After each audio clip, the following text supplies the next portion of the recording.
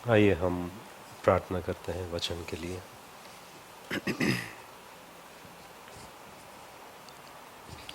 पिता परमेश्वर, तेरा धन्यवाद करते हैं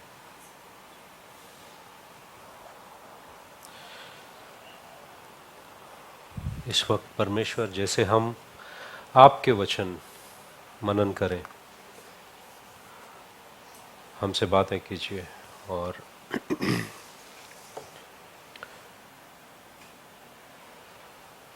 जिस रीति से हमें तेरे वचन को समझना चाहिए वो समझ हमें दीजिए, ताकि परमेश्वर हम आपके वचन के गहराइयों तक पहुंच सके और समझ सके तो कितना महान है। धन्यवाद। यीशु मसीह के नाम से हम प्रार्थना करते हैं, आमीन।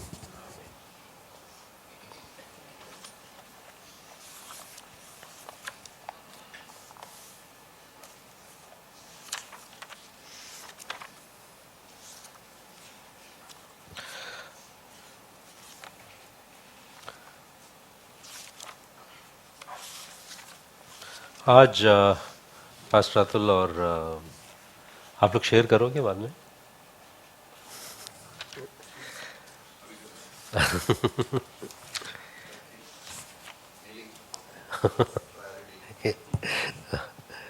हाँ, आइए हम वचन की ओर बढ़ते हैं। यूहन्ना का सुसमाचार अध्याय 5।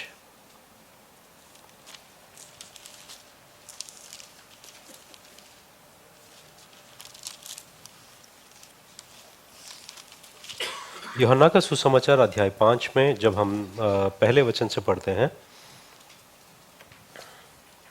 इन बातों के पश्चात यहूदियों का एक पर्व हुआ और यीशु यरूशलेम को गया। यरूशलेम में भेड़ फाटक के पास एक कुंड है, इब्रानी भाषा में बेथेस्दा कहलाता है। उसके 5 ओसारे हैं, उनमें बहुत से बीमार, अंधे, लंगड़े और सूखे अंग वाले पानी के हिलने की आशा में पड़े रहते थे, क्योंकि नियुक्त समय पर परमेश्वर के स्वर्गदूत कुंड में उतरकर पानी को हिलाया करते थे। पानी हिलते ही जो कोई पहले उतरता वहां चंगा हो जाता था, जहां उसकी कोई बीमारी क्यों ना हो। वहां एक मनुष्य था जो 38 वर्ष से बीमारी में पड़ा था। यीशु ने उसे पड़ा हुआ देखकर और यह जानकर कि वह बहुत दिनों से इस दशा में पड़ा है, उससे पूछा, क्या तू चंगा होना चाहता है? उस बीमार ने उसको उत्तर दिया, हे प्रभु, मेरे पास कोई मनुष्य नहीं कि जब पानी हिलाया जाए तो मुझे कुंड में उतारे, परंतु मेरे पहुंचते पहुंचते दूसरा मुझसे पहले उतर जाता है। यीशु ने उससे कहा, उठ, अपनी खाट उठा और चल फिर। वह मनुष्य तुरंत चंगा हो गया और अपनी खाट उठाकर चलने फिरने लगा। जब हम इस बात को देखते हैं, वचन 3 से लेकर 4 वचन जो है, वहां पर एक स्टार दिया हुआ होता है। 4 वचन के अंत में एक स्टार दिया होता है और उसका भाषांतर जो है नीचे लिखा होता है कि 3-4 के शब्द, कुछ हस्तलेखों में पद 3 और 4 के शब्द भी यहां पर पाए नहीं जाते हैं। कुछ पुराने जो किताबों में, जो बाइबल के पुस्तक है, पुराने किताबों में वो शब्द पाए नहीं जाते हैं। मगर ये जो वचन है कि कोई स्वर्गदूत आकर वो पानी को हिलाते थे और जो कोई उसमें जाता था वो चंगाई पाता था। ये सिर्फ एक यहूदियों का एक मिथ को क्या कहते हैं, मिथ, उनका विश्वास था, उनका विश्वास था। और तो इसके लिए यहां पर ये कुंड के पास बहुत सारे लोग जमा होते थे, और इतने सारे लोग जमा होते और उनकी अलग अलग बीमारियां बताई गई है। तो जब यूहन्ना का सुसमाचार, इसके बारे में मैंने एक मिडवीक सर्विस में बताया था, कुछ बातें दोबारा हम देखेंगे और आगे वचन में देखेंगे चंगाई के बारे में। तो जब यहां पर हम देखते हैं कि इन बातों के पश्चात यहूदियों का एक पर्व हुआ। यूहन्ना जो है वो हर बात को लिखने में सख्ती दिखाता है, कि वो ऐसा नहीं कि पर्व क्या था उसके बारे में ना लिखो, मगर यहां पर जब हम देखते हैं कि एक पर्व हुआ तो यूहन्ना वो क्या पर्व था बताने की गुंजाइश नहीं करते हैं, बताना जरूरी नहीं समझते हैं कि क्या पर्व था। जब भी कोई लेखक किसी के बारे में ज्यादा जिक्र नहीं करते हैं, उससे यह पता चलता है कि यह उतना महत्वपूर्ण नहीं है। तो यूहन्ना यह नहीं बताता है कि क्या पर्व था। और यीशु यरूशलेम को गया। यरूशलेम में भेड़ फाटक के पास एक कुंड है जो इब्रानी भाषा में बेथेस्दा कहलाता है। उसके 5 ओसार हैं। इनमें बहुत से बीमार, क्या क्या बीमार, अंधे, लंगड़े और सूखे अंग वाले। जब हम 5वें वचन में देखते हैं, वहां एक मनुष्य था जो 38 वर्ष से बीमारी में पड़ा था। यहां पर दूसरी बात, वहां एक मनुष्य था, 38 साल से वो इंसान वहां पर है। उसका नाम सब लोग जानते हैं, है कि नहीं? अगर 38 साल से एक इंसान वहीं पर है तो उसका नाम सब लोग जानते हैं, मगर यूहन्ना जरूरी नहीं समझते कि इसका नाम जिक्र करें। और एक चीज क्या है, जो 38 वर्ष से बीमारी में पड़ा था, वो क्या बीमारी है वो भी नहीं बताता है, क्योंकि यहां पर वचन में 3 लिखे हैं। क्या बीमार? अंधे, लंगड़े और सूखे अंग वाले। अंधे, लंगड़े, सूखे अंग वाले, मगर उसकी बीमारी ये तीनों में से कौन सी है वो भी बताता नहीं यूहन्ना। मतलब जो बातें हैं वो क्या पर्व था नहीं बताते हैं, मतलब जरूरी नहीं समझा उनको। उसका नाम क्या था वो व्यक्ति का जो 38 साल से है, वो भी उनको लगा नहीं जरूरी है। उसकी कौन सी बीमारी थी ये भी उन्होंने बताया नहीं, वो सिर्फ वहां पर पड़ा था। और यूहन्ना यही बताते, मतलब उनका सोच ऐसा है कि जो पढ़ता है उसे ही ये अंदाजा लगाए कि 38 साल से अगर वहां पर कोई पड़ा है और वो पानी में या कुंड में कूद नहीं पा रहा है या जा नहीं पा रहा है, तो जाहिर सी बात है कि वो क्या बोलते हैं, पैरालिटिक को क्या कहते हैं, सूखे अंग वाले, लकवा, शायद वो हो सकता है। तो यीशु ने उसे पड़ा हुआ देखकर और यह जानकर कि वह बहुत दिनों से इस दशा में पड़ा है, उससे पूछा, क्या तू चंगा होना चाहता है? उस बीमार ने उसको उत्तर दिया, हे प्रभु, मेरे पास कोई मनुष्य नहीं, मेरे पास कोई मनुष्य नहीं। जब हम देखते हैं 38 साल से, शुरुआत में शायद उसने अपने घर वालों को बोला होगा कि सुनो वहां पर कुंड है, आप मेरे साथ चलो, जैसे पानी हिलने की सूचना मिलती है आप मुझे पानी में डालो। घर वालों में से ठीक है, तो पहला साल में घर वाले सब आ रहे थे उनके साथ में, और देख रहे थे उस मौके के लिए, मगर उनसे पहले कोई कूद जाता है। अरे आज भी हो नहीं पाया आपका। अगला दिन भी हो नहीं पाया। चलो और एक दिन कोशिश करते हैं, और एक दिन, और एक दिन, और एक दिन। साल निकल गए, घर वाले थक गए। होता है ऐसा, घर वाले थक जाते हैं। दूसरा साल, चलो प्यार मोहब्बत में एक भाई ने हाथ उठा दिया, दूसरे भाई ने चल मैं आता हूँ, वो भी गया।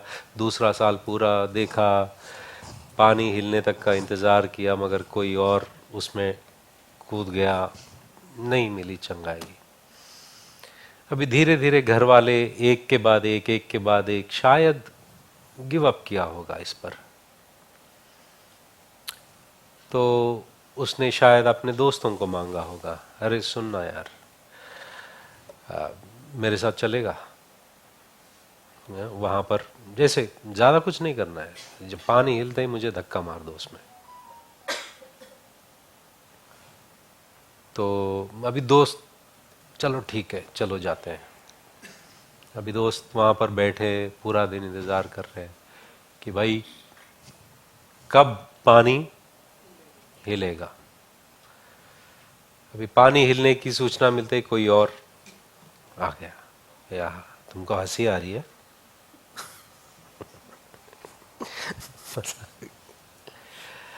अब ऐसा ऐसा करके सालों निकल गई। उसका हर दोस्त अभी गिव अप कर दिया है। अड़ोस पड़ोस में भी शायद एक दो दिन या एक हफ्ता उसकी मदद की होगी, मगर हो नहीं पाया। सब ने हाथ छोड़ दिया। मतलब जाहिर है ये बात, मतलब ऑब्वियस है, लगता है आपको?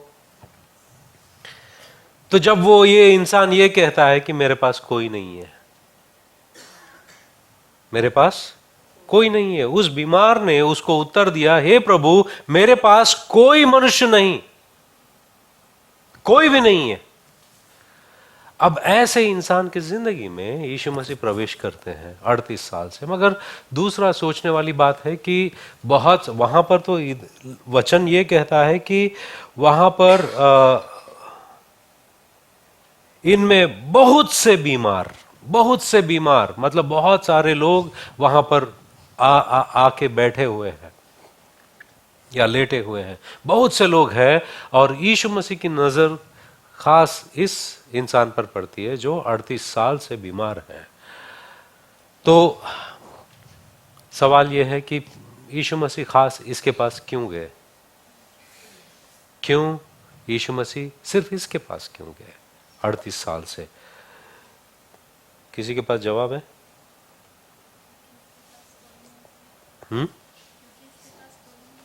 इसके पास कोई नहीं था। मैंने मिडवीक सर्विस में कितने लोग आए थे जब मैं ये प्रचार किया था? ऐसे ही हम लोग हर संडे रिपीट भी करेंगे ना, आपको पता ही नहीं चलेगा।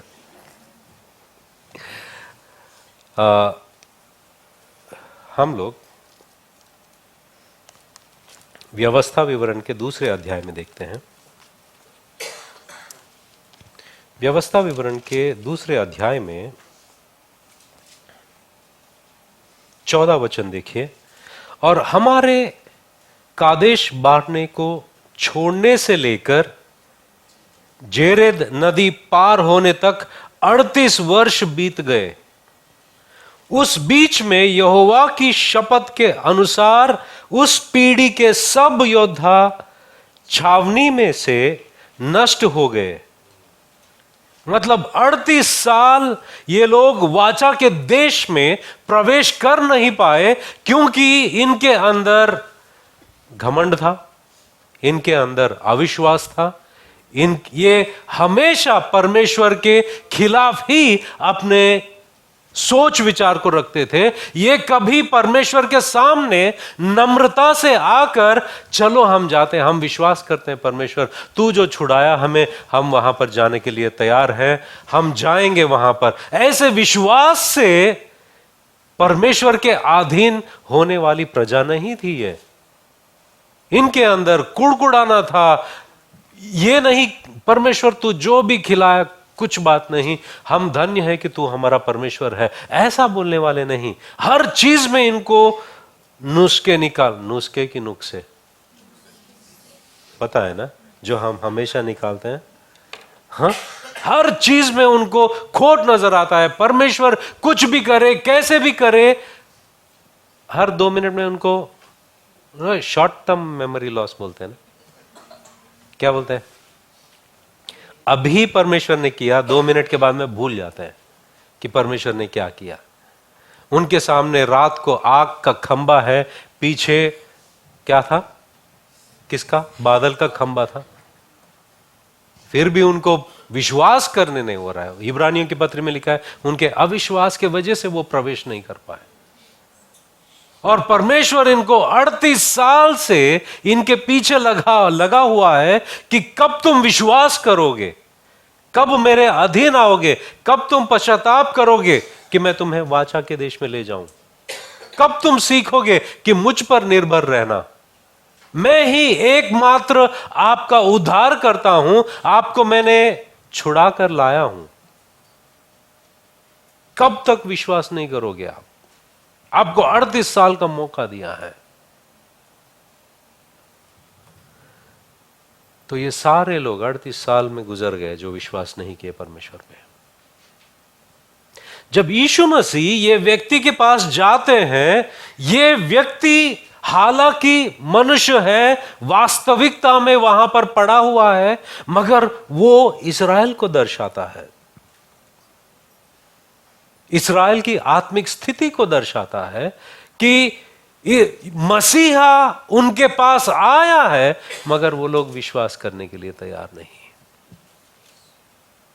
मसीहा उनके सामने खड़ा है, मगर ये लोग अभी भी अपने घमंड में रह गए।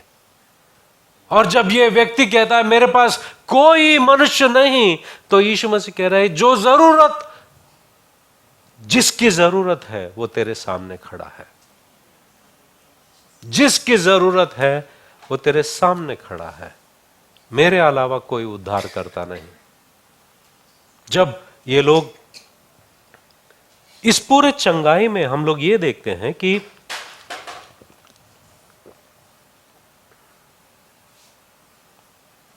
वहीं पर मुर्गा बन जोकिंग। ये जो इस्राएली लोगों को जब लाल समंदर से बाहर लेके आते हैं, परमेश्वर उन्हें बताता है, परमेश्वर अपने स्वरूप और अपने गुण और लक्षण के बारे में बहुत सारा पहले से ही बता चुका है, मगर खास तौर पर लाल समंदर से बाहर निकलने के बाद में एक ऐसा अपने आप के बारे में, अपने चरित्र के बारे में एक ऐसा पद है जो इन लोगों को बताते हैं कि वो कौन है। जब हम परमेश्वर कहते हैं, जब हम परमेश्वर कहते हैं तो परमेश्वर है ये एक बात है, मगर वो परमेश्वर कैसा है, उसके गुण लक्षण क्या है, ये जानना जरूरी है, राइट? क्या परमेश्वर भला है? क्या परमेश्वर अच्छा है? कैसे पता आपको? कैसे पता परमेश्वर भला है, अच्छा है?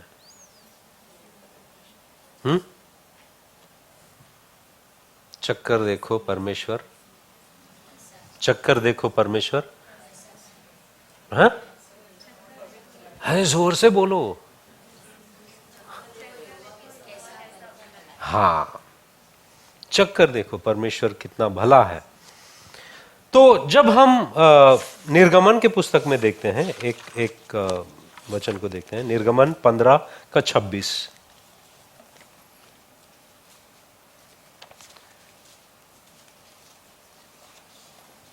निर्गमन की किताब में 15:26 में जब हम देखते हैं, यहां पर लिखा है कि यदि तू अपने परमेश्वर यहोवा का वचन तन मन से सुने और जो उसकी दृष्टि में ठीक है वही करे, और उसकी आज्ञाओं पर कान लगाए और उसकी सब विधियों को माने, तो जितने रोग मैंने मिस्रियों पर भेजे हैं उनमें से एक भी तुझ पर ना भेजूंगा, क्योंकि मैं तुम्हारा चंगा करने वाला यहोवा हूं। यहां पर अपने आप के बारे में परमेश्वर बयान करते हैं कि मैं किस तरह हूं। परमेश्वर यहोवा कहते हैं कि अगर कोई अमीर है उससे मैं खुश नहीं हूं, होने दे वो अमीर। अगर कोई ताकतवर है उससे मैं प्रसन्न नहीं होता, मगर मैं उस बात से प्रसन्न होता हूं जो इंसान मुझे जानने की तलब में लगा हुआ रहता है, जो मुझे जानना चाहता है, मैं उस इंसान से खुश हूं। क्यों वो बात कहता है कि मैं जो यहोवा परमेश्वर हूं अपने आप को उस इंसान को बयान करने के लिए तैयार, मगर उसके अंदर तलब नहीं मुझे जानने की। मगर यहां पर परमेश्वर यहोवा अपने आप को बयान करते हैं कि उनका एक लक्षण ऐसा है कि वो चंगाई देने वाला परमेश्वर है। कौन है? चंगाई देने वाला परमेश्वर है। यहां पर जब हम देखते हैं इब्रानी भाषा में यावे रोफे का, यहोवा रोफे या राफा जिससे नाम आता है, मतलब मैं चंगा करने वाला परमेश्वर हूं। मतलब जो फटा हुआ होता है उसे मैं दोबारा सी सकता हूं, जो टेढ़ा हुआ है उसे मैं सीधा कर सकता हूं, जो टूटा हुआ है उसको दोबारा मैं बना सकता हूं, जो बीमारी है उसके अंदर मैं चंगाई ला सकता हूं। यह एक अद्भुत गुण है परमेश्वर का, क्योंकि परमेश्वर ने जब सारे संसार को, जगत को बनाया है, परमेश्वर ने सिद्ध किया सब बनाकर और भला किया है। सिद्ध मतलब उसमें कोई खोट नहीं था। परमेश्वर ने जब बनाया उसकी बनावट में कोई खोट नहीं थी, और भलाई मतलब हर चीज को बनाकर परमेश्वर ने कहा यह अच्छा है, कि उसमें भलाई, मतलब जो कोई उसमें रहता है उसकी भलाई के लिए हर चीज जो परमेश्वर ने बनाया वो अच्छा बनाया, भला किया। मगर जब इंसान ने गुनाह किया, हर चीज में से वो भलाई निकल गई। हर चीज में ये गुनाह ने सबको उत्पन्न किया, जैसे कि रोग, पाप, मौत, सब कुछ। मगर परमेश्वर कहता है उसके बावजूद भी मैं अपने आप को बयान करना चाहता हूं कि अभी सब कुछ खोया नहीं, मैं यही हूं, मैं वो यहोवा हूं, मैं दोबारा बना सकता हूं, मगर तुमको मेरे पर भरोसा करना होगा। मैं चंगाई ला सकता हूं, बीमारी है कोई बात नहीं, मैं चंगाई दे सकता हूं, मगर मुझ पर निर्भर रहो। परमेश्वर ये अपने स्वरूप को बयान कर रहे हैं कि मैं यहोवा राफा हूं। जो कोई मुझ पर विश्वास करता है वो नाश नहीं होगा, वो नाश नहीं होगा, मैं उसे दोबारा बना सकता हूं। वो मेरी खासियत है, वो मेरा स्वरूप है। और ये स्वरूप लाल समंदर से बाहर निकलने के बाद में वो अपने आप के बारे में बयान कर रहे हैं, मैं यहोवा राफा हूं। परमेश्वर ने ये नहीं कहा कि मैं सब कुछ बनाता हूं, अगर उसमें खोट निकला उसे नाश कर देता हूं। कुछ लोग होते हैं ऐसे, नहीं? अगर एक कुम्हार है, वो कुंड को बना रहा है, अगर उसको अच्छा नहीं लगा नाश कर देता है, या उसको जलाने के बाद में, भट्टी में जलाने के बाद में जिस तरह उसे चाहिए था वो नहीं मिला तो उसको फोड़ दिया। मगर हमारा परमेश्वर ऐसा कुम्हार है, अगर वो जिस तरह नहीं बना उसके साथ में वो धीरज दिखाते हैं उसको बनाने में। तो परमेश्वर अपने आप को बयान कर रहे हैं कि मैं इस तरह का परमेश्वर हूं, मैं चंगाई का परमेश्वर हूं, मैं चंगाई देने वाला हूं। जब चंगाई की बात आती है, 4 गलत फहमियां हैं। कितने? 4 गलत फहमियां हैं। ये 4 गलत फहमियों को गलत फहमी इसलिए है क्योंकि वो परमेश्वर के इस स्वरूप को जानने में चूक जाते हैं, या जानने में पूरे वचनों के रोशनी में परमेश्वर को देख नहीं पाते। ये 4 गलत फहमियां हैं। पहला गलत फहमी क्या है? पहला गलत फहमी यह है कि लोगों को लगता है चंगाई मतलब सिर्फ शरीर का चंगाई, शारीरिक चंगाई ही चंगाई है, मगर परमेश्वर ऐसा नहीं सोचता है। दूसरी गलत फहमी यह है कि परमेश्वर जो चंगाई देता है वो अभी चंगा करना चाहिए। जब मैं जिंदा हूं तभी मुझे एकदम स्वस्थ रहना चाहिए, इसी में ही मेरी चंगाई होनी चाहिए, मरने के बाद में क्या फायदा। यह दूसरी गलत फहमी है। तीसरी गलत फहमी है,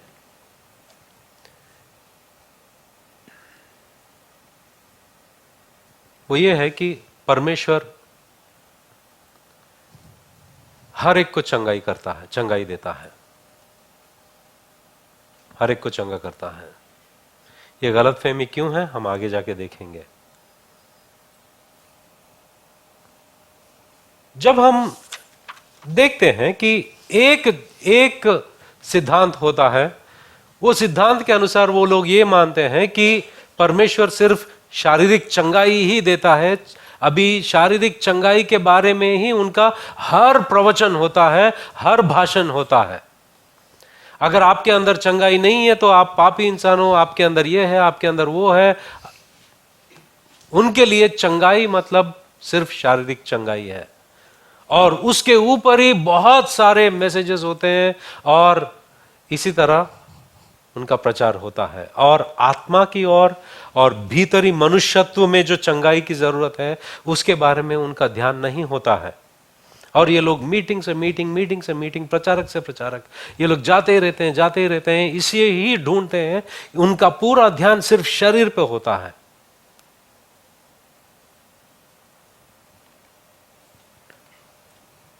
मगर जब परमेश्वर देखता है, परमेश्वर के अनुसार चंगाई, पाप जो है वो शरीर में रोग को ही और मौत को ही नहीं लाया, मगर हमारे स्वभाव में भी हामियों को लेकर आया। हमारे स्वभाव को भी चंगाई की जरूरत है। जब हम देखते हैं कि क्या पुराने नियम में ही जब हम देखते हैं,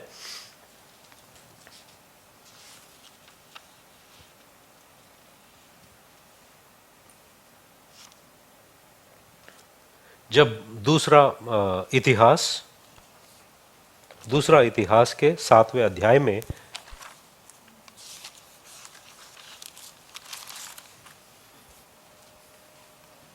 14 वचन, तब यदि मेरी प्रजा के लोग जो मेरे कहलाते हैं दीन होकर प्रार्थना करें और मेरे दर्शन के खोजी होकर अपनी बुरी चाल से फिरे, तो मैं स्वर्ग में से सुनकर उनका पाप क्षमा करूंगा और उनके देश को ज्यों का त्यों कर दूंगा। मतलब उनके देश को मैं स्वस्थ करूंगा, उनके देश को मैं चंगाई दूंगा, उनके देश को मैं चंगाई कर दूंगा। यहां पर देश की चंगाई की बात हो रही है। लैंड, एक्चुअली वो जमीन की बात हो रही है। तुम्हारी जमीन को मैं चंगा करूंगा। जमीन की चंगाई, मुझे तो लगा सिर्फ शरीर की चंगाई होती है, मगर जमीन की चंगाई है। जब दूसरे राजाओं का 2 अध्याय 21वां वचन पढ़ते हैं, एलीशा जो है वो पानी को चंगा करते हैं। पानी, वो जो पानी जो पीने लायक नहीं था वो चंगा करते हैं। वहां पर भी शब्द वही इस्तेमाल किया गया, चंगाई। इर्मिया के किताब में 30वें अध्याय 17 और 33 का 6 में जब हम देखते हैं, यहां पर लिखा है एक for I will restore you to health and heal your wounds, मतलब तुम्हारे जख्मों को। मगर ये जो जख्म है वो आत्मिक जख्म है, वो जो राष्ट्रीय जख्म जिसे हम नेशनल वुंड्स कहते हैं, एक राज्य को जो जख्म होता है, उसके बारे में बात हो रही है। परमेश्वर कहता है कि मैं चंगा करूंगा तुम्हें, मैं चंगा करूंगा। ये ना होकर जब हम यशायाह नबी के किताब 6 में जब हम देखते हैं, एक बार वहां जाते हैं, यशायाह दर्शन देखते हैं, वहां पर परमेश्वर सिंहासन पर बैठा हुआ देखते हैं और स्वर्गदूत उन्हें पवित्र पवित्र करके उनकी स्तुति आराधना करते हुए देखते हैं और सुनते हैं। वहां पर 8वें वचन में परमेश्वर कहता है, तब मैंने प्रभु का यह वचन सुना, मैं किसको भेजूं और हमारी ओर से कौन जाएगा? तब मैंने कहा, मैं यहां हूं, मुझे भेजो। उसने कहा, जा और इन लोगों से कह, सुनते ही रहो परंतु ना समझो, देखते ही रहो परंतु ना बुझो। तू इन लोगों में मन को मोटा और उनके कानों को भारी कर और उनकी आंखों को बंद कर, ऐसा ना हो कि वे आंखों से देखे और कानों से सुने और मन से बूंझे और मन फिराए और चंगे हो जाए। मतलब यहां पर इन वचनों में हम देखते हैं कि उनका मन कठोर है, परमेश्वर की आवाज सुन रहे हैं मगर मान नहीं रहे हैं, उनका मन कठोर है। यहां पर जब चंगाई का शब्द इस्तेमाल होता है, एक कठोर मन को चंगाई देना। किसको? एक कठोर मन को चंगाई देना। यहां पर मन की बात हो रही है। इर्मिया के होशिया के किताब में अध्याय 6 और 6 का 1 में जब हम देखते हैं, वहां पर लिखा हुआ होता है कि आओ हम परमेश्वर की ओर जाते हैं, परमेश्वर की तरफ लौटते हैं ताकि वो हमें चंगा करे। इर्मिया के 3 के 22 में लिखा है कि, पढ़ते हैं, कोई पढ़े इर्मिया 3 का 22।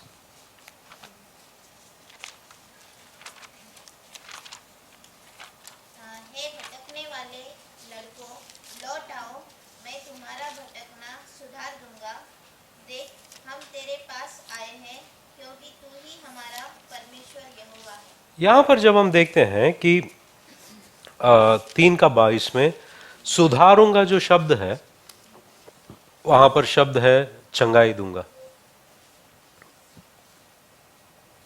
क्या? चंगाई। वहां पर लिखा है, देख हम तेरे पास आए, हे भटकने वाले लड़कों लौट आओ, मैं तुम्हारा भटकना सुधार दूंगा। मतलब तुम्हारी ये जो भटकने की आदत है उससे मैं छुटकारा दूंगा, चंगाई दूंगा। इसकी भी, भटकने की भी चंगाई है। मतलब ये वचनों से मैं ये बताना चाहता हूं, और परमेश्वर का वचन ये बताता है कि चंगाई सिर्फ शरीर की नहीं, चंगाई जमीन की भी होती है, चंगाई राष्ट्र की भी होती है, चंगाई एक कठोर मन की भी होती है, चंगाई हमारे परमेश्वर से पलट जाने के स्वभाव से भी चंगाई मिलती है। बहुत सारे चीजें हैं जिनकी चंगाई की जरूरत है। अगर हम सिर्फ यही सोचते हैं कि चंगाई सिर्फ शरीर का होता है और इसी के पीछे हम दौड़ लगाते हैं, हमने जो परमेश्वर यहोवा राफा है उसको समझा ही नहीं। क्योंकि परमेश्वर के अनुसार जो चंगाई होता है, जिसे हम अंग्रेजी में कहते हैं होलिस्टिक होता है, मतलब वो सिर्फ शरीर को नहीं, आत्मा को और हमारे प्राण को, हर चीज को वो चंगा करना चाहता है। हर बात को, हर चीज को चंगा देना चाहता है। जब हम देखते हैं कि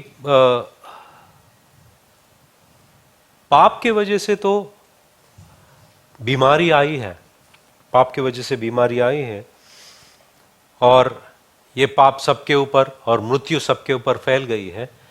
मगर काफी बार ऐसा भी होता है कि बीमारी की वजह क्या हो सकती है? परमेश्वर यहोवा चंगाई देने वाला परमेश्वर है, और चंगाई सिर्फ शरीर का नहीं होता है, बहुत सारी चीजों का होता है। मगर जब हम अपने आप को देखते हैं, हमारे दो एस्पेक्ट्स है, एक रूहानी तौर पर, आत्मिक तौर पर है, जहां पर चंगाई की जरूरत है, और शारीरिक रीति से चंगाई चाहिए। तो शारीरिक रीति में जब हमारे पास हम देखते हैं कि क्या ऐसे वजह हैं जिससे हमें बीमारी हो सकती है। कुछ वजहों को देखते हैं। जब हम यूहन्ना के 5 में ही देखते हैं, जब उसको चंगाई मिलती है, यीशु मसीह उससे कहते हैं कि देख, तू अभी चंगा हुआ है। इन बातों के बाद वह यीशु को मंदिर में मिला। 5:14 यीशु ने उससे कहा, देख तू चंगा हो गया है, फिर से पाप मत करना, ऐसा ना हो कि इससे कोई भारी विपत्ति तुझ पर आ पड़े।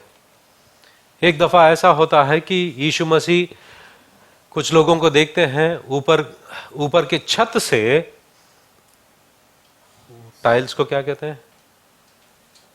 कवेली कहते हैं आप लोग, हमारे यहाँ तो कवेली कहते हैं। वो निकालते हैं, हाँ, कौला, या हम कवेली कहते हैं, कौला। उसको निकालते हैं छत से, उसको उतारते हैं यीशु मसीह के सामने, उनके विश्वास को देखते हैं और उसे चंगा करते हैं। और जब हम मत्ती के सुसमाचार 9:1-8 में जब हम देखते हैं, यीशु मसीह कहता है, तेरे गुनाहें माफ हो चुकी हैं, और उसका नतीजा ये होता है, उसको चंगाई मिलती है। क्या पाप हमारी जिंदगी में बीमारी ला सकता है? हाँ, ला सकता है। क्यों? कुरिन्थियों की पत्री में पौलुस लिखते हैं कि जब आप दाखरस और रोटी गंभीरता से नहीं लोगे, और इसके वजह से काफी लोग तुम्हारे बीच में बीमार है, कुछ लोग मर भी गए हैं। क्या पाप कारण बन सकता है? हाँ, बन सकता है। क्या जरूरी है कि हर बार पाप ही हो? नहीं। हर बीमारी के पीछे पाप ही होना जरूरी नहीं है। मगर बहुत सारे लोग ये प्रचार करते हैं, पाप के वजह से तुम चंगाई नहीं पा रहे हो। जरूरी नहीं है। दूसरी क्या वजह है? यूहन्ना का 9वां अध्याय 1-7 जब हम देखते हैं,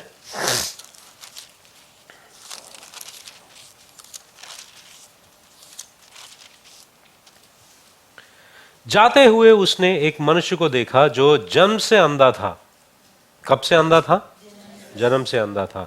उसके चेलों ने उससे पूछा, हे रब्बी, किसने पाप किया था कि यह अंधा जन्मा, इस मनुष्य ने या इसके माता पिता ने? यहूदियों के अंदर यह सोच विचार था कि जो पुराने नियम में कहा गया है कि मैं 3री-4थी पीढ़ी तक मैं उन्हें दंड दूंगा, उन्हीं को ध्यान में रखते हुए ये लोग ये सोचते थे कि अगर कोई बीमार पैदा हुआ तो शायद इसके माता पिता या बुजुर्गों ने कुछ पाप किया होगा कि वो इसके ऊपर आया है। यीशु मसीह कहते हैं जरूरी नहीं, जरूरी नहीं कि किसने पाप नहीं किया। यीशु ने उत्तर दिया, ना तो इसने पाप किया था ना इसके माता पिता ने, परंतु यह इसलिए हुआ कि परमेश्वर के काम उसमें प्रकट हो। मैं एक उदाहरण देता हूं। मुंबई आने से पहले एक जगह था खम्मम में, ये तेलंगाना में है। वहां पर कलीसिया की स्थापना के लिए वहाँ पर मैं फास्टिंग प्रेयर कर रहा था। वहाँ पर परमेश्वर के मुख को खोज रहा था। 4 दिन लगातार फास्टिंग हो गया, दिन रात। तो चौथे दिन एक औरत आई, जो क्या कहते हैं जिसमें हम लोग कूटते हैं, पत्थर जो होता है, उखली। यस, मैं सुबह बोला था उखली, मगर लोगों ने कुछ और नाम दिया। उखली वो औरत उकली बनाती, और उसकी एक लड़की है, वो लड़की को लेकर आई। उसका एक हाथ, एक पैर और उसका आंख का जो पर है वो पूरा पैरालाइज्ड हो गया, और वो आंख अपना ये जो पलकें उठा नहीं पा रही थी, हाथ नहीं उठा पा रही थी, और ये पैर को घसीट रही थी, चल नहीं पा रही थी। तो किसी ने उनसे कहा कि यहां पर एक व्यक्ति है जो प्रार्थना कर सकता है आपके लिए। तो वहां पर आई, वो रो रही थी, इसने ना खाना खाया और 3-4 दिन से सोया भी नहीं, वो दिन भर ऐसे ही रोते रहती है, और मेरे पास पैसे नहीं इसे डॉक्टर के पास ले जाने के लिए। तो मैंने उस लड़की के लिए प्रार्थना किया। जब मैं प्रार्थना किया वो बेहोश हो गई। मेरे दिल में ये बात बहुत जोर से महसूस हुआ कि जब ये उठेगी पूरी चंगी होकर उठेगी। तो मैंने उनसे कहा कि आप काम पर जाओ, आप काम पर जाओ, थोड़ी देर के बाद में या 1-2 घंटे के बाद में आप वापस आओ। तो जब ये लड़की उठी तो मैं खड़े होकर उसे मेरा उंगली दिया उसको पकड़ने के लिए। तो वो जो हाथ ठीक है उससे पकड़ने की कोशिश कर रही थी। मैंने बोला ये हाथ से नहीं, वो हाथ से। तो तब उसने मेरे उंगली को पकड़ा, फिर मैंने उसे खड़ा किया, और हम दोनों लोग उसी गलियों में चक्कर मारते चले। वहां पर कलीसिया की शुरुआत इस तरह हुई।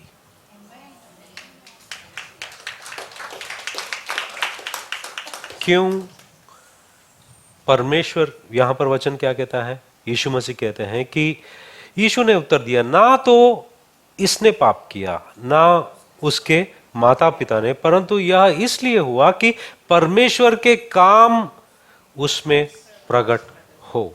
परमेश्वर के काम उसमें प्रकट हो। वो लड़की की शादी हुई, उसके बच्चे हैं अभी। यूहन्ना के 11 अध्याय में दोबारा यीशु मसीह कहते हैं 4 वचन में कि यह सुनकर यीशु ने कहा, यह बीमारी मृत्यु की नहीं परंतु परमेश्वर की महिमा के लिए है, कि उसके द्वारा परमेश्वर के पुत्र की महिमा हो। जरूरी नहीं कि पाप ही मूल होता है किसी के बीमारी के लिए। परमेश्वर की महिमा प्रकट हो सकती है उसकी चंगाई के लिए। इसलिए मैं कहता हूं कि जब भी आप सुसमाचार प्रचार करो, चाहे वो आपके अड़ोस पड़ोस हो, कोई भी हो, प्रार्थना करने के लिए कभी भी पीछे मत हटना। प्रार्थना करने के लिए, उनकी चंगाई के लिए। अब हम देखते हैं कि बहुत सारे कानून लागू किया है, मगर परमेश्वर और भी जोर से वो कार्य करेगा। उसके सुसमाचार को कोई रोक नहीं सकता। क्या रोक सकता है? कोई नहीं रोक सकता है। जहां पर और पाबंदी लगती है वहां पर परमेश्वर की महिमा और से जोर से अपने आप को वो बयान करेगा। इसलिए प्रार्थना करना, और भी प्रार्थना करना, आप और परमेश्वर के कार्यों को देखोगे। मैं विश्वास करता हूं, क्योंकि जब ये लागू हुआ था उस दिन मैं जब सुबह कुछ 4:30 या 4:45 बजे मैं घुटनों पर गया, परमेश्वर ने ये वचन मुझे दिखाया जहां पर प्रेरितों की पत्री में पतरस छूटकर आते हैं और लोगों के साथ, दूसरे प्रेरितों के साथ में और चेलों के साथ में वहां पर इकट्ठा होते हैं और वहां पर प्रार्थना करते हैं। वहां पर क्या लिखा है एक बार पढ़ते हैं। प्रेरितों की पत्री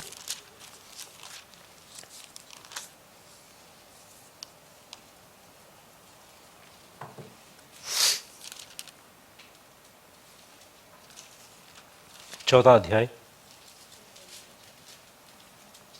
23वां वचन में देखो, वे छुटकर अपने साथियों के पास आए और जो कुछ प्रधान याजकों और पुरनियों ने उनसे कहा था उनको सुना दिया।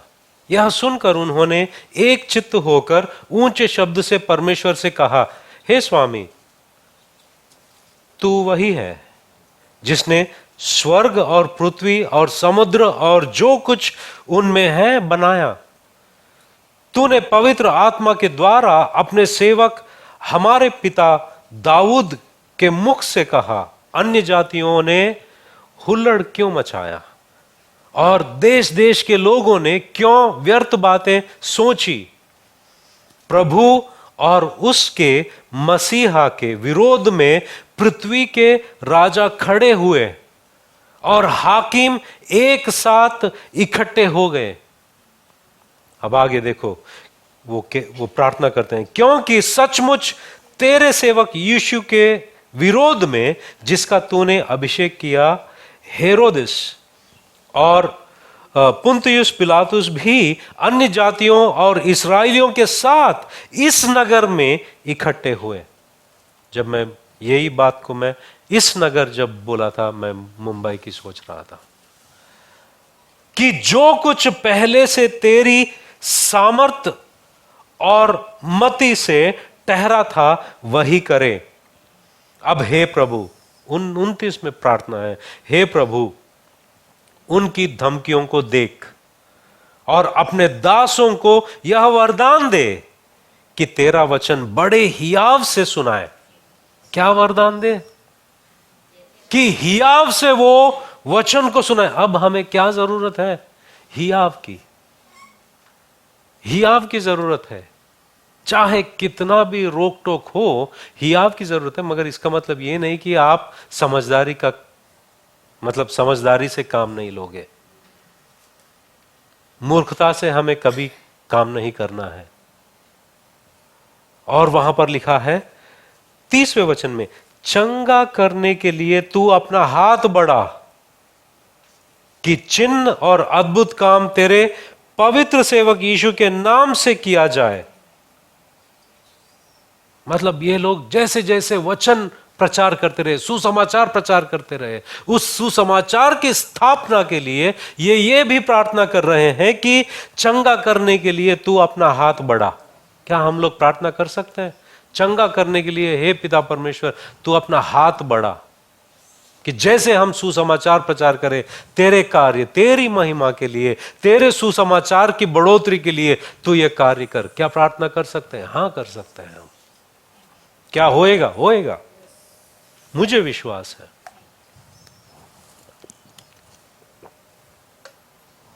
सुसमाचार को कोई नहीं रोक सकता। क्या वजह और हो सकती है?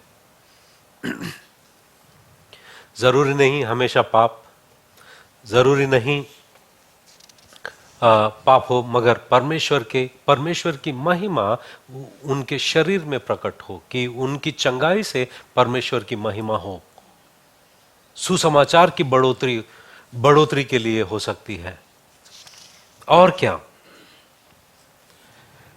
क्या दुष्ट आत्मा हो सकती है?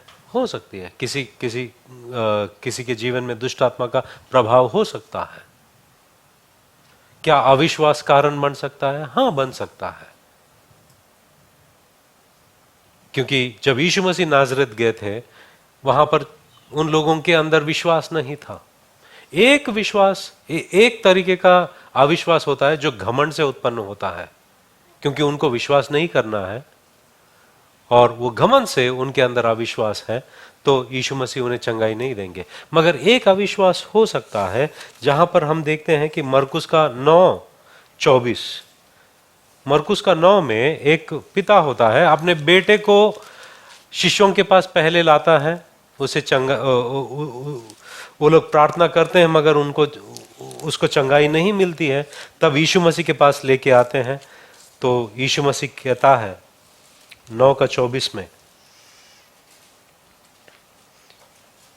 22 से पढ़ सकते हैं, 21 से, उसने उसके पिता से पूछा, इसकी यह दशा कब से है? उसने कहा, बचपन से। उसने इसे नष्ट करने के लिए कभी कभी आग और कभी पानी में गिराया, परंतु यदि तू कुछ कर सके तो हम पर तरस खाकर हमारा उपकार कर। यीशु ने उससे कहा, यदि तू कर सकता है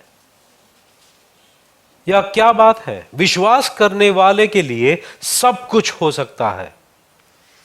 बालक के पिता ने तुरंत गिड़गिड़ाकर कहा, हे प्रभु, मैं विश्वास करता हूं, मेरे अविश्वास का उपाय कर। मतलब वो कह रहा है कि मेरा अविश्वास का मदद कर। कुछ लोग कहते हैं आप चंगाई पाए नहीं क्योंकि आपके अंदर विश्वास नहीं। आपके अंदर विश्वास नहीं है। हाँ, कभी कभी हमारे अंदर विश्वास नहीं होता है चंगाई के लिए, मगर ये प्रार्थना हम भी तो कर सकते हैं। हम भी तो कह सकते हैं, मैं विश्वास करना चाहता हूं, मेरे अविश्वास में मेरी मदद कर।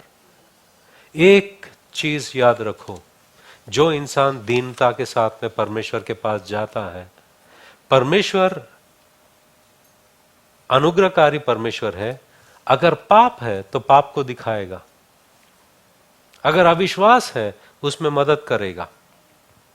मगर कभी कभी ऐसा होता है कि जरूरी नहीं कि पाप हो, जरूरी नहीं कि परमेश्वर के कार्य उसके अंदर प्रकट होने के लिए हो, जरूरी नहीं इन बातें हो।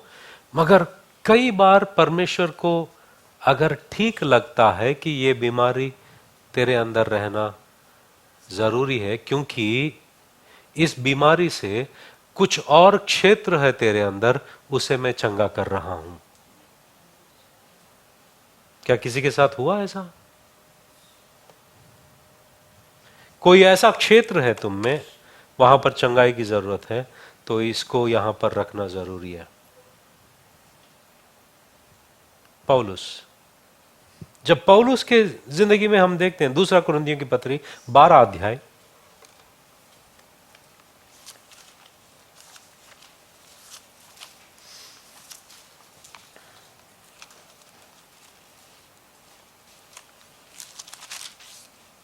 बारह अध्याय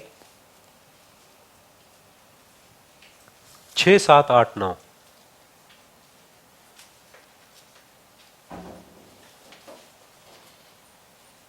सब लोग चेयर पे खड़े हो जाओ। 6 वचन 6 में जब हम देखते हैं कि क्योंकि यदि मैं घमंड करना चाहूं भी तो मूर्ख नहीं होऊंगा, क्योंकि सच बोलूंगा तो भी रुक जाता हूं, ऐसा ना हो कि जैसा कोई मुझे देखता है या मुझसे सुनता है, मुझे उससे बढ़कर समझे।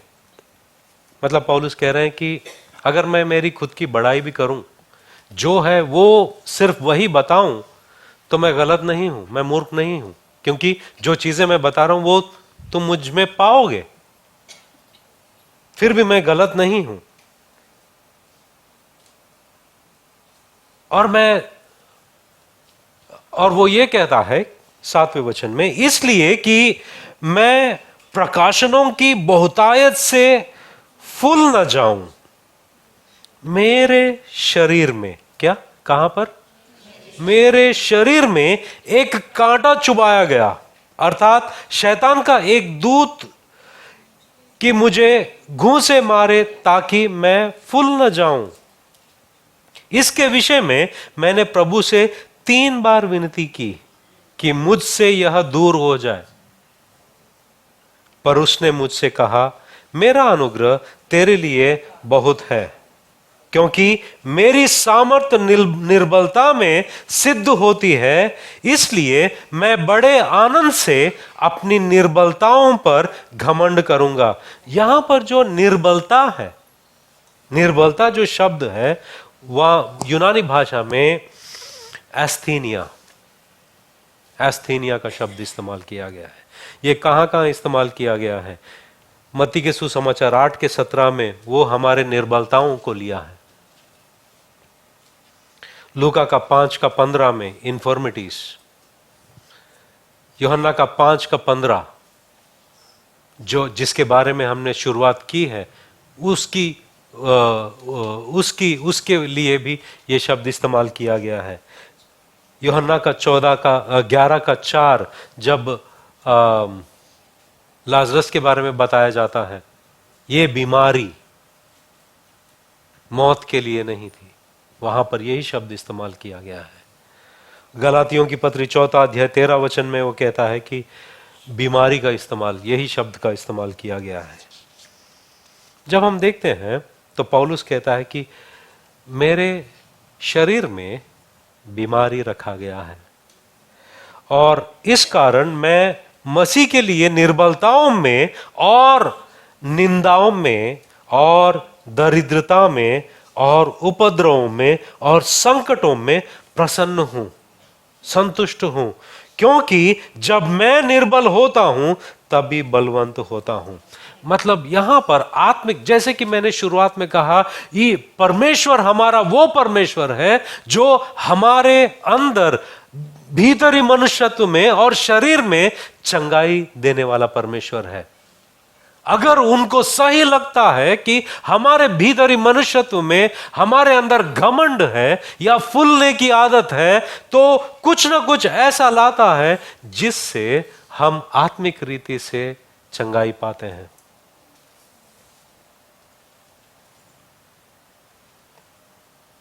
और यही नहीं, कभी कभी कुछ बातें ऐसी होती हैं हमारे समझ के परे हैं कि क्यों परमेश्वर कुछ लोगों को चंगा नहीं करता है। उदाहरण के तौर पर जब हम देखते हैं 2 तीमुथियुस की पत्री 4 अध्याय 20वां वचन।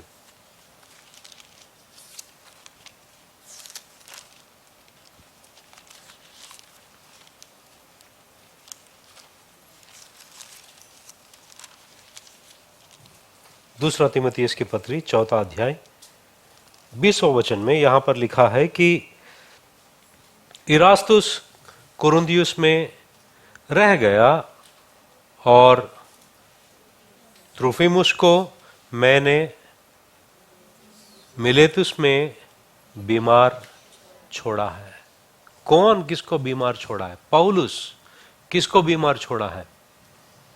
क्या पौलुस को पता नहीं एक बात बार बार बोलने से चंगाई मिलती है, जैसे कुछ लोग प्रचार करते हैं, ऐसा बोलते रहो, ऐसा बोलते रहो, चंगाई मिल जाएगी? क्या पौलुस को पता नहीं था? उसको बीमार क्यों छोड़ा है? और फिलिपियों की पत्री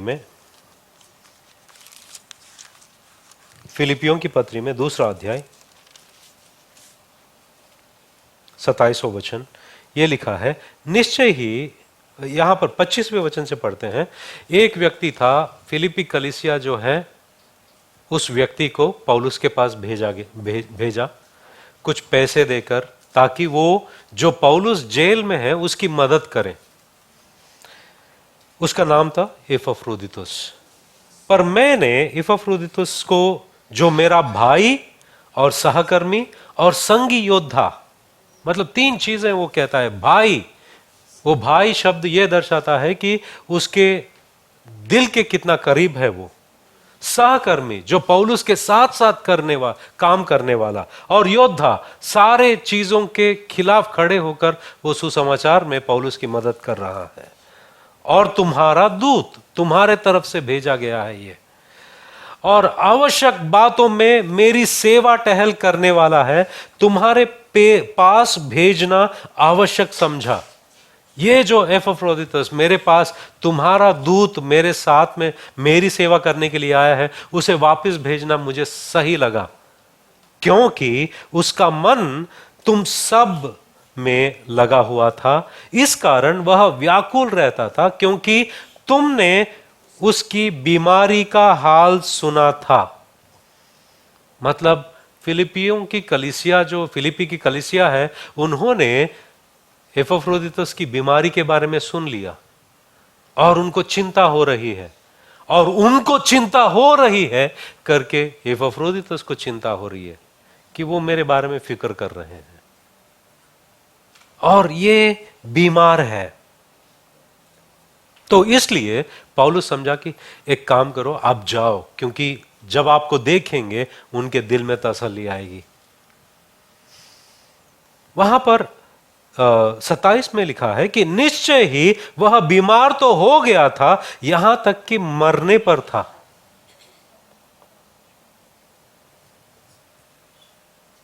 मरने मरने पर था वो, परंतु परमेश्वर ने उस पर दया की, और केवल उसी पर नहीं पर मुझ पर भी, कि मुझे शोक पर शोक ना हो। क्यों ये बीमार मरने तक का रह गया और पौलुस वैसे ही खड़ा? हमें पता नहीं। कुछ बातें जो होती है, ये जरूरी नहीं कि उसके अंदर गुनाह था, क्योंकि ये लोग पौलुस के साथ खड़े होने वाले, सेवकाई में हाथ बटाने वाले, और ये लोग हर चीज का सामना करते हुए सुसमाचार प्रचार कर रहे हैं। और एक व्यक्ति है तीमुथियुस। जब इसी में फिलिपियों की पत्री में ही जब हम ये पढ़ते हैं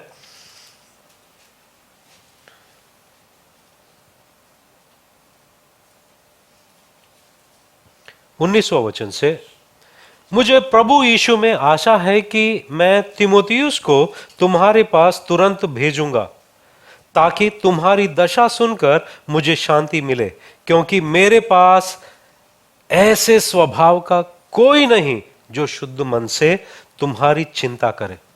मेरे पास और कोई इंसान नहीं, जैसा तिमोथी है वैसा और कोई इंसान नहीं है मेरे पास, क्योंकि सब अपने स्वार्थ की खोज में रहते हैं, ना कि यीशु मसीह की। मतलब तीमुथियुस ऐसा इंसान है, वो खुद के बारे में नहीं, मगर पूरा पूरा वक्त वो मसीह के बारे में सोचता है और उन लोगों की फिक्र करता है। पर उसको तो तुमने परखा, जान भी लिया है कि जैसा पुत्र पिता के साथ करता है, वैसा ही उसने सुसमाचार के फैलने में मेरे साथ परिश्रम किया। अब ऐसा इंसान को पौलुस कहते हैं, पौलुस कहते हैं, पहला तीमुथियुस की पत्री 5वां अध्याय 23वां वचन पढ़िए कोई।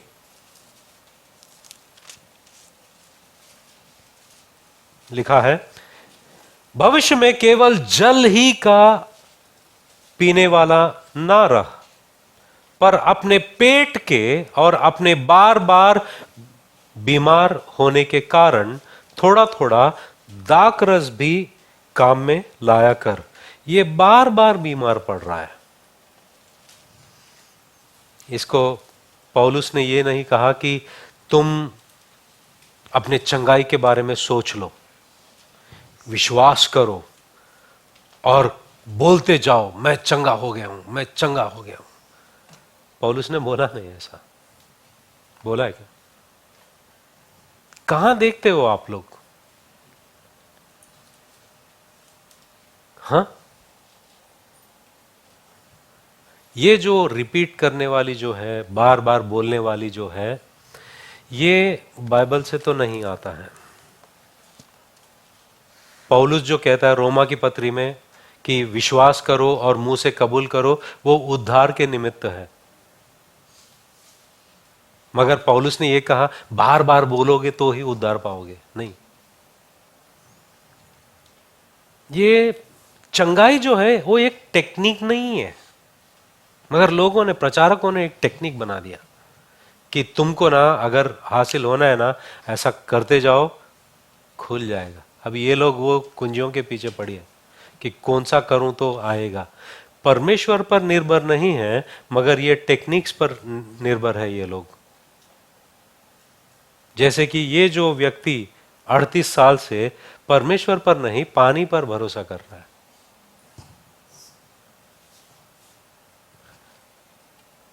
तो क्या पौलुस को पता नहीं था ये बात? जो हम दूसरे जगह पर दूसरा तीमुथियुस के चौथे अध्याय 20वें में पढ़े थे, किसी को उन्होंने बीमार छोड़ के आया, क्या उनको सजेस्ट नहीं किया है कि भाई आप बार बार दोहराओ?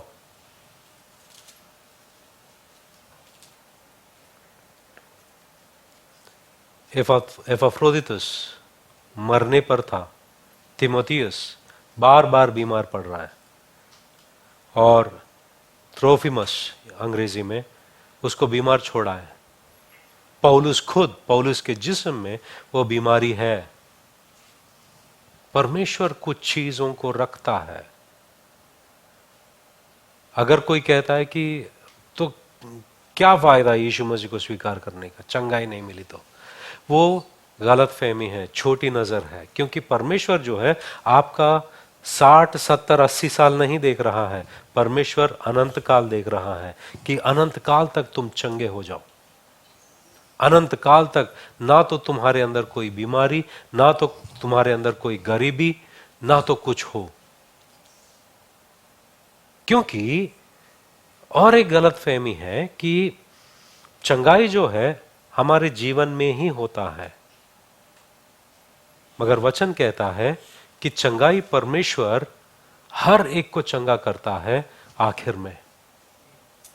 आखिर में हर एक को परमेश्वर चंगाई देता है। जैसे कि हम पहला कुरिन्थियों की पत्री 15 अध्याय,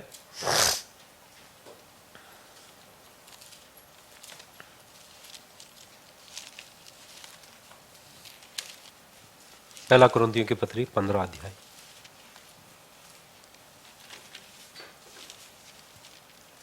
और वचन 43। जब हम 35 से पढ़ते हैं, अब कोई यह कहेगा मुर्दे किस रीति से जी उठते हैं और किस देह के साथ आते हैं।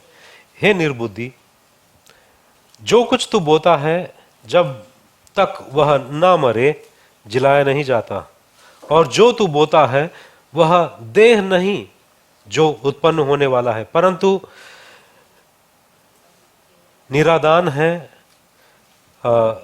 चाहे गेहूं का चाहे किसी और अनाज का, परंतु परमेश्वर अपनी इच्छा के अनुसार उसको देह देता है और हर एक बीज को उसकी विशेष देह। सब शरीर एक समान नहीं, मनुष्यों का शरीर और है, पशुओं का शरीर और है, पक्षियों का शरीर और है, मछलियों का शरीर और है, स्वर्गीय देह है और पृथ्वी देह भी है, परंतु स्वर्गीय देहों का तेज और है और पृथ्वी का और। सूर्य का तेज और है, चांद का तेज और है, और तारागणों का तेज और है।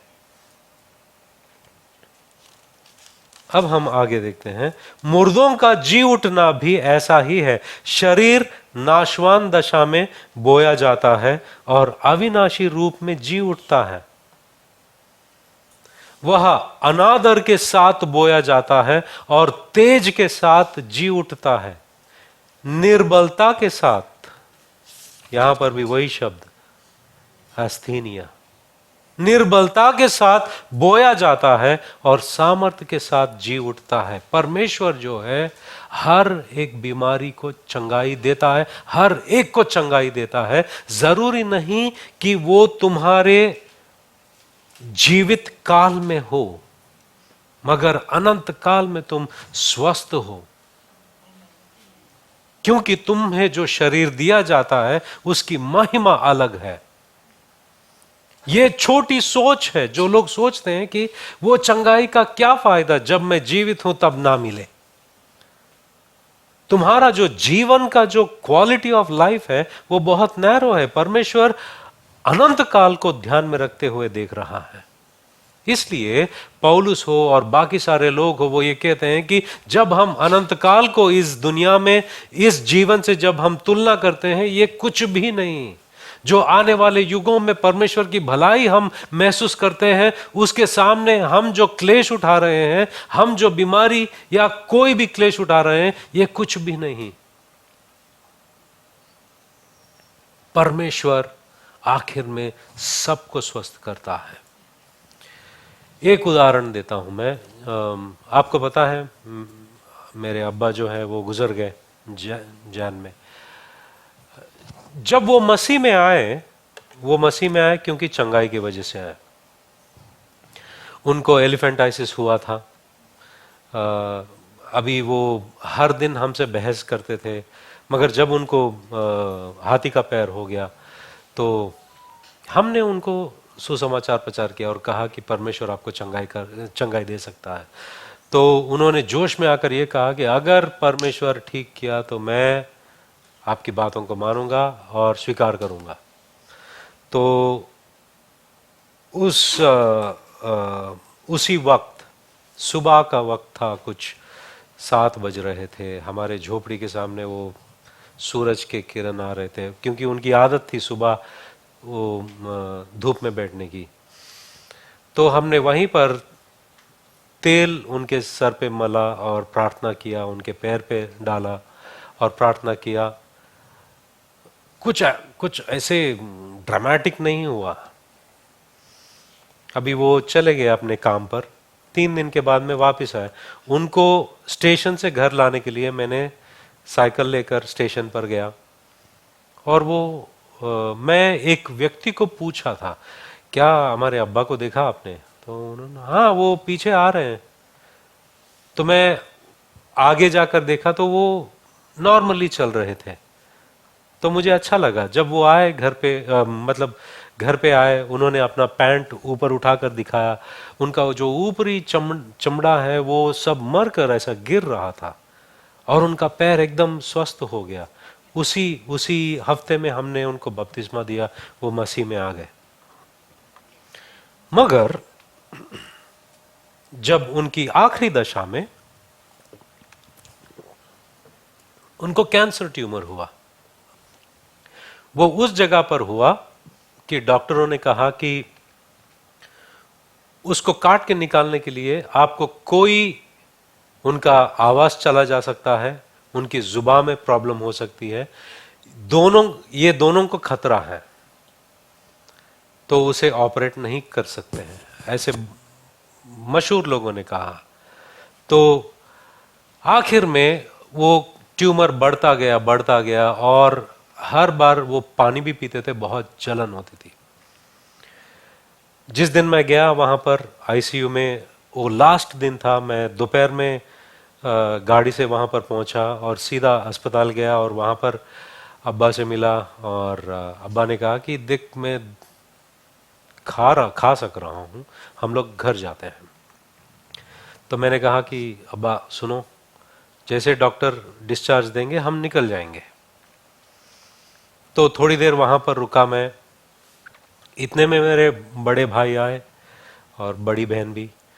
तो नाश्ता करने के लिए मैं नीचे गया, तुरंत मुझे फोन आया, मेरा भाई मुस्तफ़ा ने फोन किया, तो जल्दी ऊपर आ।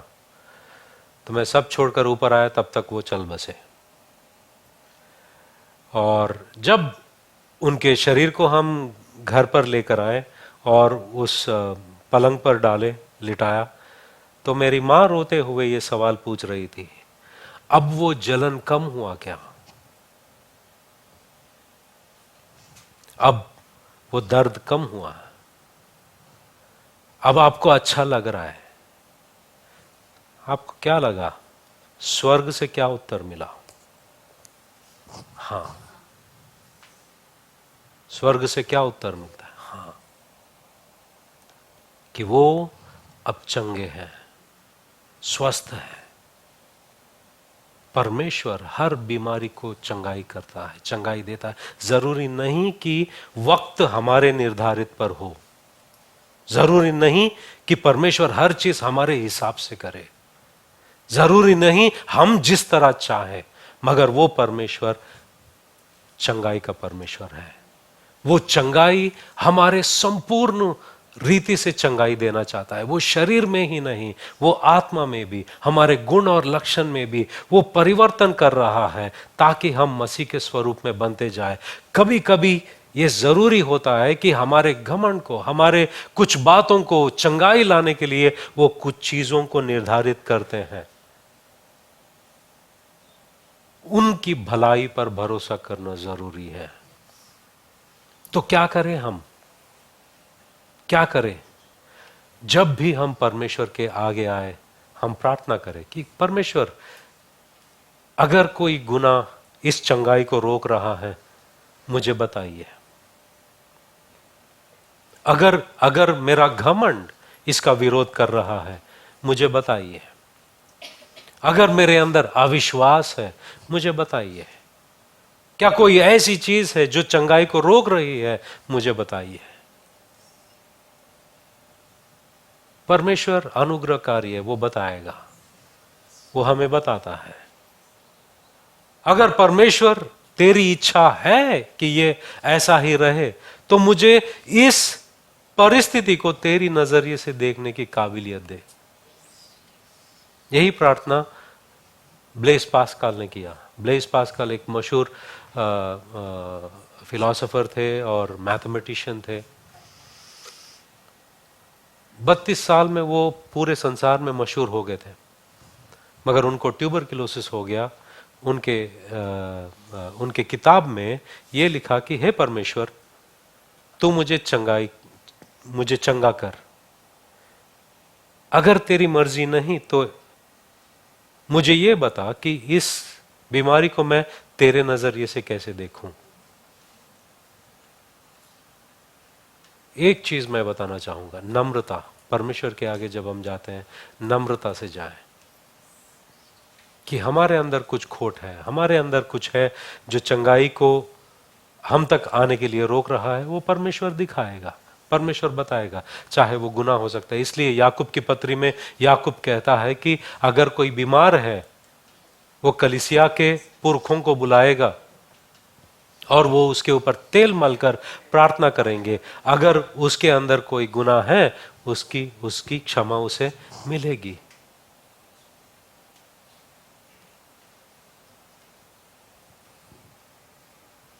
तो हम क्या करें हर परिस्थिति में, चाहे हमारी परिस्थिति कैसी भी रहो, कैसी भी दिखे, हम उस यहोवा राफा में विश्वास करते हैं कि वो चंगाई का परमेश्वर है। जब हमें चंगाई नहीं मिलती है, हम उस पर भरोसा करेंगे और प्रार्थना करेंगे, नम्रता से उसे पूछेंगे वजह क्या है। अगर उसकी इच्छा है तो हम उन बातों को समझें, मगर दीनता और नम्रता से उसके पास जाए, क्योंकि वो भला परमेश्वर है, अच्छा है। आइए हम प्रार्थना करते हैं।